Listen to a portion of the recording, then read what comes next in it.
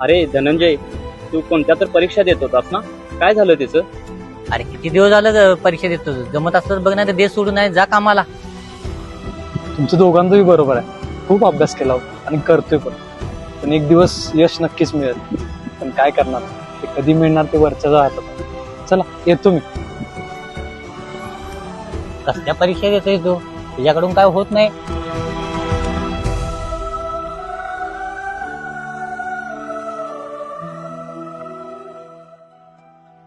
देवा, आज माझ्या परीक्षेचा निकाल नाही रे, आज आयुष्याचा निकाल आहे. खरंच आज काहीतरी चांगलं होऊ दे, नाहीतर या लोकांचं टोमणे खाऊन खाऊन मी आज खचलो यार.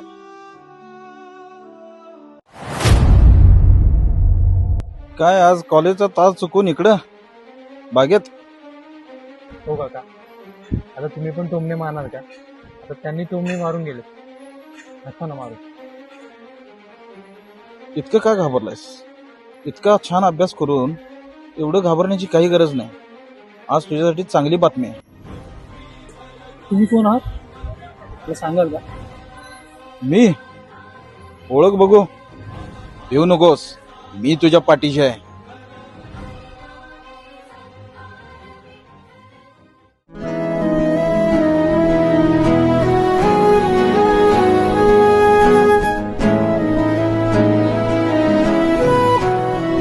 अरे काय मर्दा, इकडे कुठे येऊन बसलायस तू? तुला सकाळपासून हुडकायला लागलोय, तुला कॉल करायला लागलोय.